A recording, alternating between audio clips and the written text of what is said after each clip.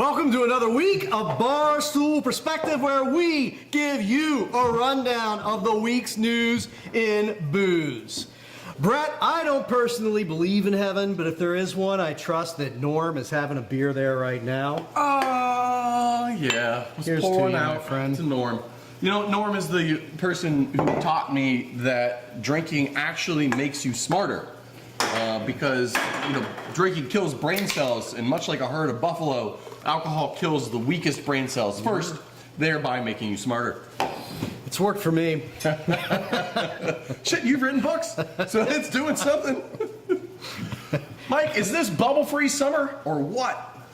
It is for me, Brett. I can't wait. What the hell are you talking about? Well, flat beer and flat Prosecco. Aldi is launching a flat Prosecco line at $5.99 a bottle. If you're familiar with Prosecco, you probably enjoy your brunches and your sweet brunch cocktails. If you're not familiar with Prosecco, keep it that way. Okay, then that's what I'm gonna do. It's a sweet white wine from Italy, traditionally with bubbles, and people like it because it's filled with sugar. So Yeah. that's So it. now it's just sugary without the bubbles. Now it's just sugary without the bubbles, so it's shitty Chardonnay. Well, I don't drink it now. I'm gonna not drink it even more. Well, enjoy your flat mimosas, you weirdos. Memorial Day weekend is either upon you or has come and gone. And either way, Memorial Day weekend Depending on the hemisphere you're in. Yeah, I think that's how that works. Like the toilet's going Sure. backwards in Yes. the flow of time. Yeah. I was unaware that they celebrated it in Australia, but I'm sorry to interrupt. Well, people die all over the planet. Sure. I mean, it's specifically the American military, right? In this country, at least. Yeah, sure. Yes.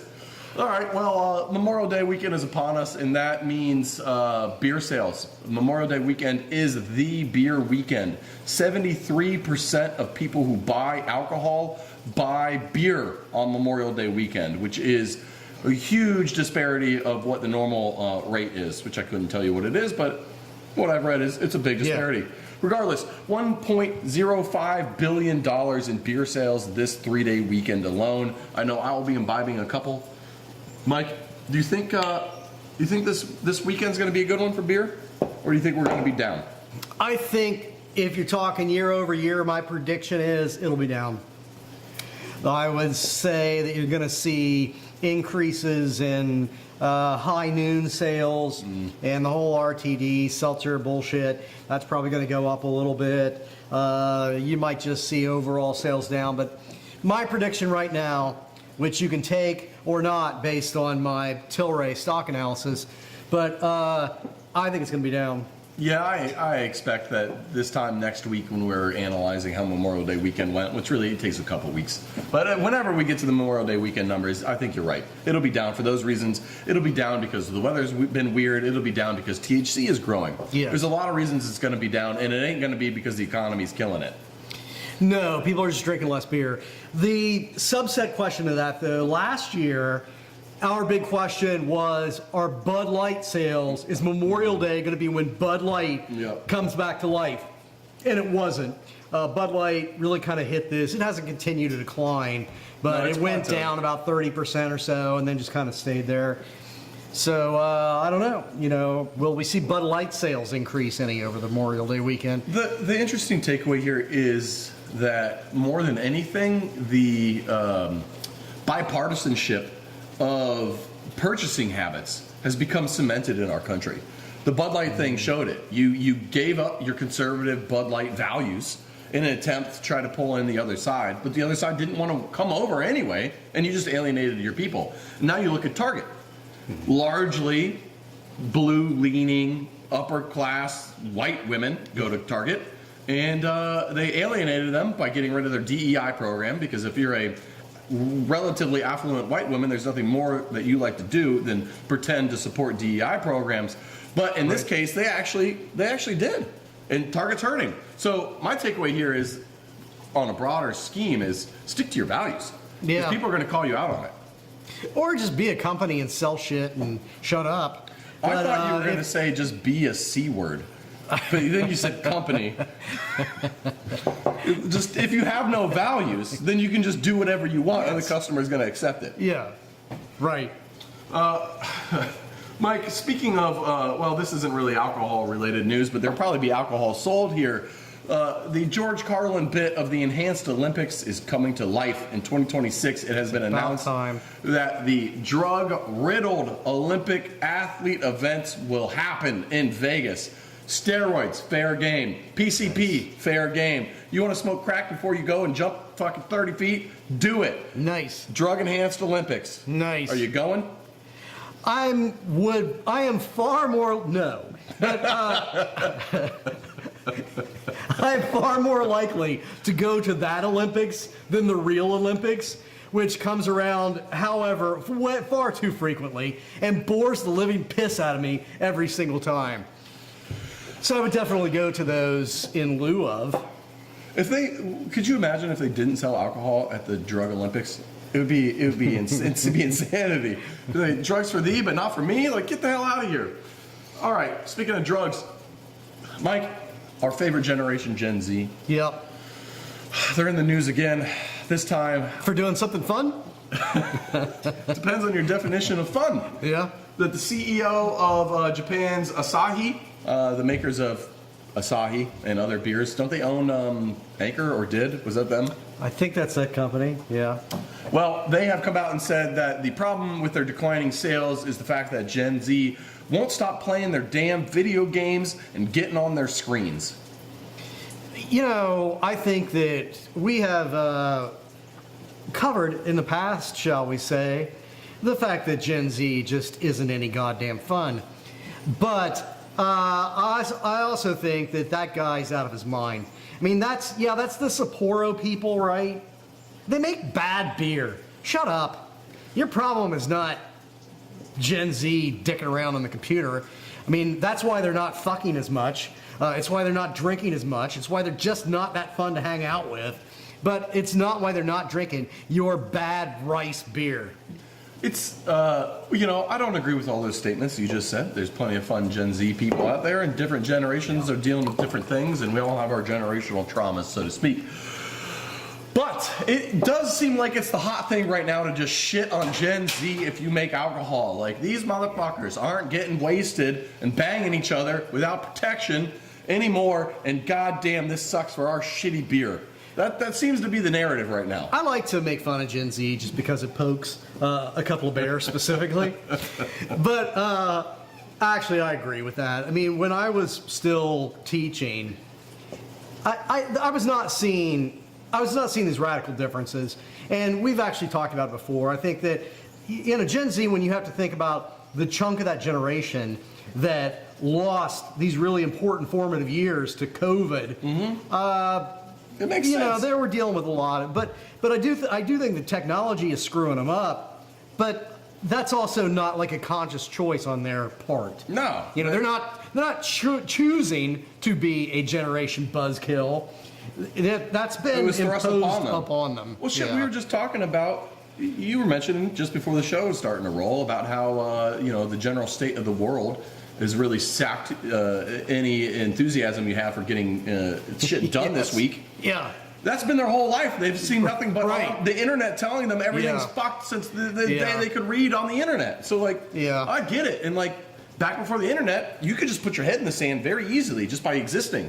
Now you have to consciously avoid what, to me, feels like a poison pill. Yeah. There's shit out there that it's trying to inflame you and make you feel a certain way. Well, also the world just used to suck less. Well, yeah, that's true too. Fun just used to be more of a thing. It is. It's yes, and it's hard to tease out young people just being young people and the state of the world changing and technology not keeping up. And the fact that our country is run by 80-plus-year-olds that weren't even fucking alive when goddamn electricity was invented, and they are somehow able to protect us online, they can't. So it all makes sense. Everything. Yeah. How do you tease apart any of this stuff? And at the end of the day, young people are also young people, and if you're less than 25, you're probably pretty boring, and you don't have a lot of life experience. But that's just the state of being. We all were that. Yeah, since forever. Yes. People under 20 think they're brilliant. Yes. And they don't know dick. Yes. It's true for me. It's true for you. It's true for me still to this day. Yeah. I didn't start to know anything until 40. I didn't even begin the maturation process until 40. That's when it started. The frontal lobe cortex finally came into being. Yeah. Well, I was like, shit, impulse control? Who knew? cheers. Diageo, that big company that's known for their wonderful partnerships with people like Diddy, has announced that they are on their $3 billion, or it's $2.5 billion in cash flow that they have every year. $2.5 billion moving into their company every year. They need to increase that by $500 million and take it up to $3 billion. Well, because their profits are going to be hurt by a measly $150 million because of tariffs. So they need to save $500 million, which is insane. So they're going to slash and burn everything in the portfolio, which unfortunately is Guinness, the world's best beer. And I don't know, like, what to think. They're also going to sell assets to increase cash reserves and basically just do a bunch of dickery. But Diageo, the company we all know and love. I would like to believe at some point that maximum greed is going to have repercussions, but we're not there yet. I do want to say one thing about Diddy.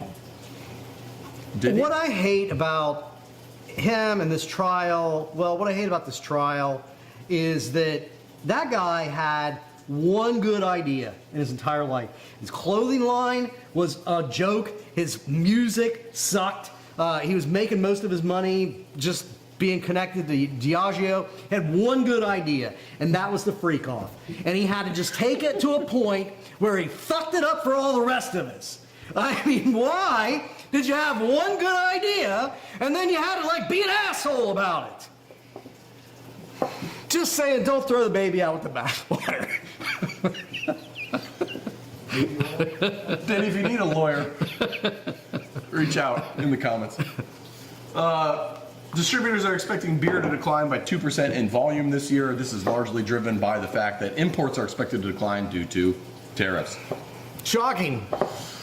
Moving on, DoorDash, in shocking behavior, has released the results of a survey that is pretty astounding. 1/3 of all DoorDash users buy DoorDash twice a day. So What? they DoorDash once. More than half of people who use DoorDash. 30%. What did I 30%. 30%. A Use third. it twice a day. Yes. If you got DoorDash for lunch, you're probably doing it for dinner. 20% do it 3 times a day. How stoned are these people? And My God. half of the users get beverage alcohol. This includes NA and this includes THC, but they're either getting ABV drinks, NA drinks, or beverage alcohol, and they're doing it way more than you think anyone would have the right to do it. Who's got the money for DoorDash? I don't. What are all these rich people doing? First of all, I don't understand that. But secondly, I don't know what it looks like where you guys are, but I can tell you when I go out in public in northern Kentucky, I am astounded by just how astoundingly fat so many people are. And if you are cutting out the walk to your car, I mean, good God. There's a line of ramen, chain of restaurants in Japan for ramen. And their whole thing and why they found success is that there is zero human interaction in the restaurant. Yeah. You go in, everybody has a private booth with curtains. You order based off a paper menu and you slide it underneath a curtain. No one talks to you. They take your order, they bring back food, you pay, you leave. You don't have to hear or see anybody. It's like a peep show. It's like a peep show, but for shitty ramen. Yes. By all accounts, it's very mid-tier ramen. Tilray, speaking of mid-tier. Mm-hmm. I mean, I wish Tilray would get back up to mid-tier. Listen, Mike, right now what we call is an extended buy opportunity. There is. Oh, it's been extended, all right. They're undergoing portfolio rationalization. Now, yeah. Good. You might want to know what that means, so I'm going to just read it verbatim. The portfolio is losing space. However, the craft category is being rationalized. This includes Tilray strategically cutting SKUs, as in reducing the amount of brands they're carrying and flavors. Yeah. Their distributor transition is ongoing. Craft category trends are likely to stabilize soon. However, the portfolio could grow again as velocities and sales are improving and marketing investments are increasing. Reducing redundancy in the brands was always part of their strategy, actually. Yes. But what about the reason we have like Tilray is not their mediocre craft beer portfolio. It's that we have speculated that Tilray, that is a weed company, a Canadian weed company, has bought these assets and these distribution networks to sell weed drinks. Where are the goddamn weed drinks? Here's the early scuttlebutt that I'm hearing, and this is why I still think this is a good long-term buy. In 2026, the U.S. Farm Bill comes up for renewal. Now, the Farm Bill is where this hemp loophole is taking place. The current scuttlebutt that I'm hearing is that they're looking at making firm the loophole in the Farm Bill moving forward. So the fear was that they would close the loophole, the whole industry would be dead on a national level, let alone what different states are doing. But since most states are actually rationalizing it, and albeit some states more strict than others, it's theorized and thought that the feds will then solidify that loophole and make it a real thing. So it looks good. And to me, like, the Tilray upside isn't going to be until 2026 at this point in time. Now, I know if you're out there, you're probably thinking, well, that's what every cult says. It's always next year. Right. It's always in the future. Well, I'm here to tell you, Mike and I are launching our cult. It's called the Cult of... Buy more Tilray! Yes. The Cult of Loving Tilray, or C-U-L-T. Cult. Flavor is king, Mike. Since when? Well, I think it goes back to prohibition. Really? Is flavor king? No, and by flavor I mean sugar, Mike. It means sugar. Yeah. We mean sugar. Of course it's sugar. Garbage. Sugar and garbage and chemicals is what's king. Well, nuance and actual flavor are dying or dead. I think you just described BeatBox, which is the topic of the next story we're going to get to. BeatBox? You heard of BeatBox? Yeah, I used to do it in the 80s.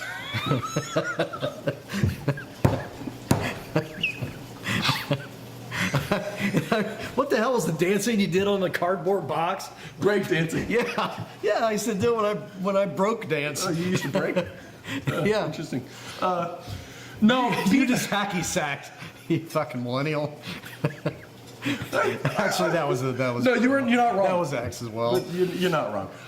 BeatBox is a party punch, is what it's called. But it's wine in a little carton. It's extremely high alcohol. It's filled with flavoring and sugar, and it's crushing it lately. It's like a juice box of shitty high ABV wine. That's exactly what it is. Yes, that's exactly what it is. Fantastic. Yes, and it's crushing it. Their sales are up to almost $300 million after being $2 million in 2018, and they're in 55% of all chain stores now, and they're just absolutely dominating. Much in the same way that buzz balls, attract maybe a certain clientele. This vagrants. Yeah. BeatBox does the same thing except for college kids, I guess. I don't know. It's garbage. It's garbage.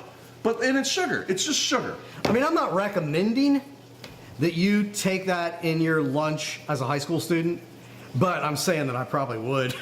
You'd be a lot cooler if you did. Yeah. No, BeatBox, that's the story is just one of sugar, which is what we've harped on before. Yeah. And it actually really plays in nicely to our next story. RFK Jr. is announcing his new dietary guidelines. Yes. Now, you might be wondering, what could RFK possibly say around our dietary guidelines? And That's the answer more is stupid than anything he's said already. The answer is it's very little. He's going to take the 453-page document that is the current U.S. Dietary guidelines, and he's going to knock it down to 4 pages. That's largely going to say, I want to get this quote right here, eat whole food, eat the food that's good for you. So it's going to be that in big bold letters to take up 4 pages. But the real question... Do you remember? There used to be this woman named Michelle Obama. She said, basically the same thing. And there was a whole, you're a fucking communist! What do you mean? Ketchup is a vegetable! Don't take my Mountain Dew from me, damn it! Yeah. Which is funny that as the conservatives continue to take over, SNAP and benefits around food are continuing to have more and more restrictions placed on them around what you're allowed to buy. Yeah. Largely don't buy junk food anymore. Yes. Which is fucked up for a couple different reasons. Well, this whole, here's the problem. Like with RFK, about 5% of what he says is really spot on correct. This whole idea that our foods are over processed, there's all sorts of forever chemical nonsense being put into what we're PFAs eating. and all that shit. If you want to honestly look at the reasons for increased diseases, increased cancers, etc., that is probably the root cause. But at the end of the day, there's going to be so much big corporate kickback to all of that. None of that is going to accomplish anything. It's not going to go anywhere. I mean, they might prevent people on SNAP from buying Cheetos, but they're not really going to crack down on the garbage that you put in your food. All they're going to do is just get rid of vaccines for us. So thanks for that. Yeah, it's kind of why I love RFK though, because there's 5% of that good nugget and the rest is just batshit insanity. Yeah. But he's not entirely bought into the cult of Donald Trump, at least outwardly. He's just this crazy batshit person doing some weird ass shit on the side while actually horrific stuff is happening. Granted, he's doing horrific stuff. Yes, but he is doing horrific stuff. I mean, all of these agencies that were like the only agencies in the country that were really driving research in a lot of really key areas. I mean, the combination, this administration has just brought scientific research and medical advancement to just a complete screeching halt. yeah, And it's that's going to problematic. impact us 10 years from now when all those, because all that stuff's a pipeline, right? We won't Yeah. feel it for the first couple of years, but we will eventually. Yeah. The real question and why this is in the industry news around alcohol is Biden was really pushing hard on, well, his administration and his dietary guidelines was really pushing hard on all alcohol is bad for you. Yeah. So the question will be, will RFK pick that mantle up or will he let that go aside because it was a Biden thing? He's a drunk, right, RFK? Is Those he? Kennedys love a drink. That's I a don't good think point. there's a sober Kennedy. That's a really good point. The man Yeah, I think looks like I he's think been he doing drinks. stuff. Oh, well, I mean, he definitely does. Yeah. He looks does- ghoulish. He looks ghoulish.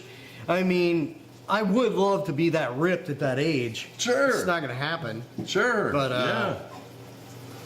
Well, the FTC is dropping its antitrust suit against Pepsi, which isn't really great news. Mike, can you tell us kind of why and how this impacts beer as well? So this was one of the last suits that were filed under the Biden administration by the FTC. And what the suit alleges is that, and I assume it's probably pretty easy to prove, is that Pepsi was charging some really huge big box retailers less. They were using like various bullshit forms of discounts, et cetera, to do it. But at the end of the day, they were charging specifically, I think, Walmart Yes. significantly less than they're charging your average convenience store or small Yes. Grocery store, That's et cetera. 100% true. So Bulk discounts. making it easier on those specific products for those big companies to undercut the prices on all, retail sales, hurting small businesses more. Mm-hmm. And this violates this Robertson Patson Act, whatever the hell it is. But so I think it was a good suit, and the Biden administration, I thought one of the things they were doing that was fantastic was they were really starting to take antitrust legislation serious for the first time since the 1970s. But that has all been brought to a screeching halt. A couple of things happened here with the FTC. Number one, earlier in the year, the FTC is supposed to be this bipartisan commission. And the people, and to keep it bipartisan, you can only kick people off of it because their term expired or for cause. Trump just ignored that, and he fired all the Democrats for being Democrats. And so it is now entirely politically driven, Republican-controlled part of the federal government. And what just happened, I think, today is that the Supreme Court ruled that he can do that. It reverses almost 100 years of precedence because that's what this court does on the reg now. and says that all these rules around hiring and firing of these boards of federal commissions is now moot, and you can people just for purely political reasons. So how this impacts alcohol is that right now there's also a very similar lawsuit that is pending around Southern Glazer, a distributor that we talked about last week. And so they're probably going to dismiss that too. The Southern Glazer is accused of doing the same thing, like giving huge wholesalers discounts, different prices based on your size. Yes, it goes back to something we've harped on many times.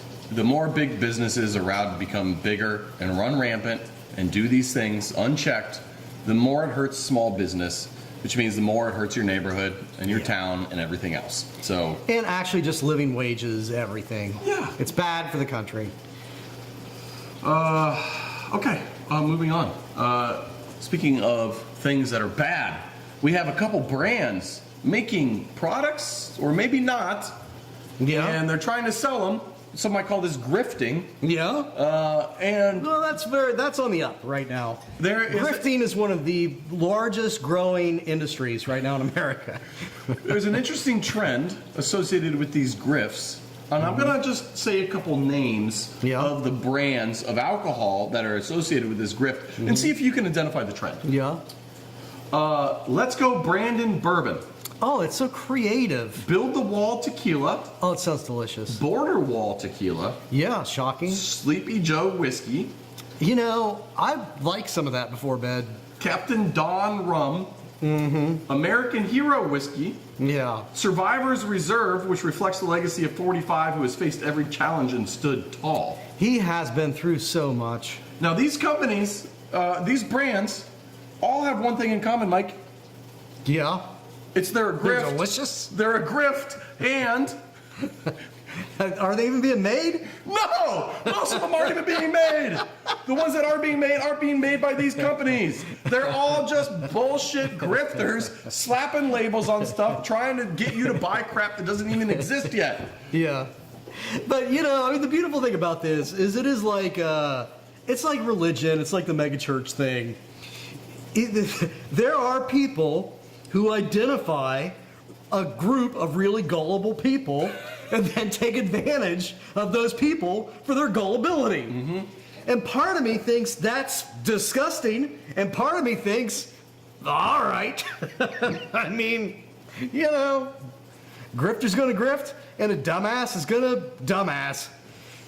What's the Latin phrase for buyer beware? Go fuck yourself.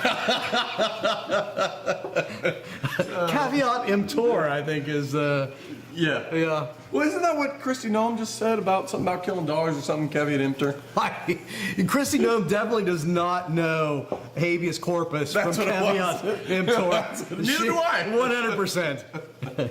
It is, for the record, not the right of the president to send people to third world countries, but the really most fundamental concept that we are a nation of laws. Boy. Well, speaking of other nations, the UK, their Advertising Standards Authority has decided that Four Locos' new ad campaign is not cutting its jib in the UK. Like, everybody's always, Four Locos like Trump. Everybody's always picking on him, man, for no reason. Just let me sell high alcohol, caffeinated liquor to the kids, damn it.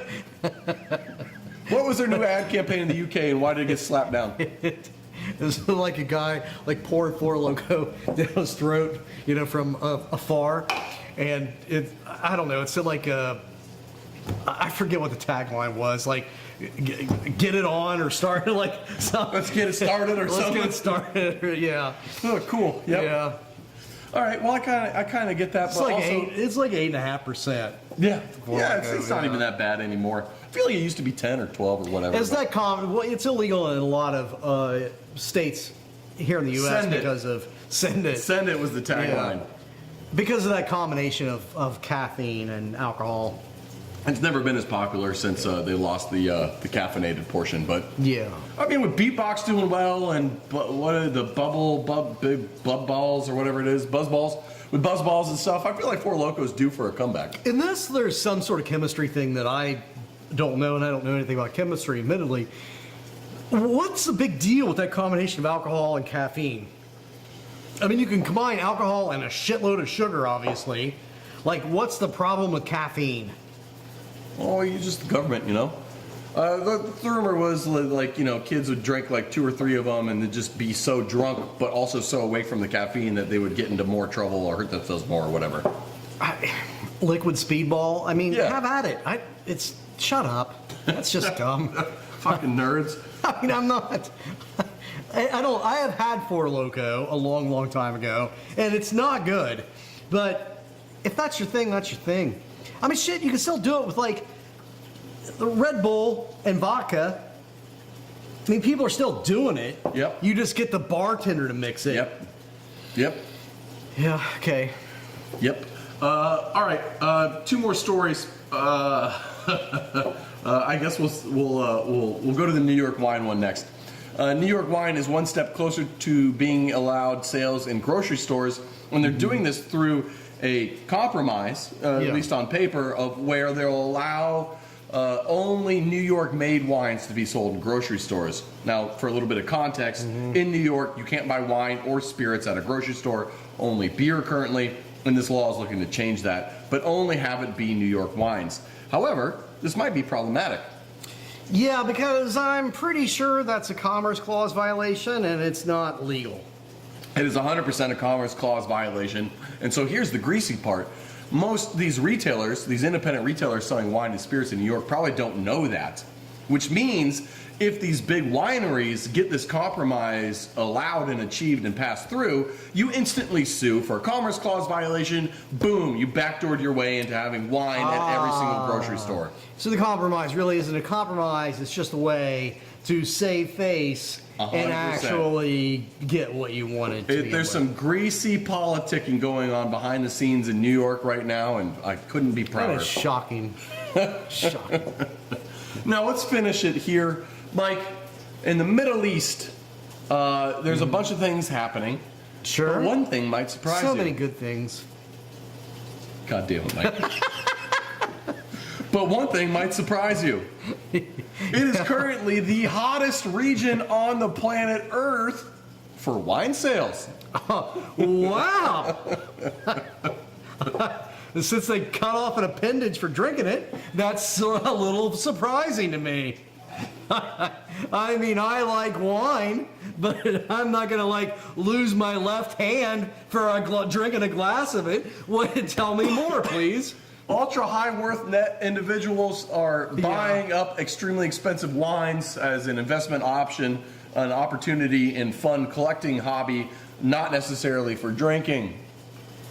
Mike, that's the end of the story. That's what's happening. Wine's booming right now in the Middle East. Yeah, my understanding is that in the Middle East, you could, first of all, there are like, you know, there's a lot more like sort of tourist areas where it's legal to sell and consume wine. And beyond that, if you're rich enough over there, you can do whatever you want. Like anywhere. But they are seeing this, they are seeing the largest growth of ultra high, like really fucking rich people. They're seeing the highest growth of anywhere in the world. And it has to do, you know, with the disparity of their economies. I mean, they're also, there's a lot to say there. But one of the things that I hate about the Kentucky Derby. I didn't know where you're going with that, but continue. As a Kentuckian these days, I used to really enjoy the Derby.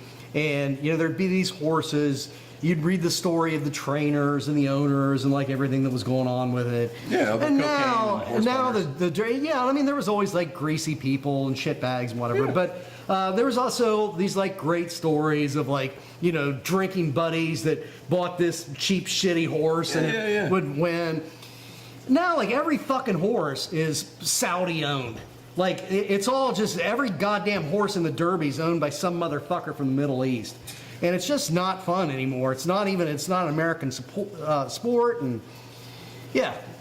The Saudi Wealth Fund is having a really interesting impact on sports on a global level right now. And it's going to be interesting to see. But this isn't a sportscast, so we're going to wrap it up there. Nor is it a Middle East podcast. So, I don't know. Whatever. It's Memorial Day weekend, so, you know, remember how Saudi Arabia 9/11. Make Whatever. some memories.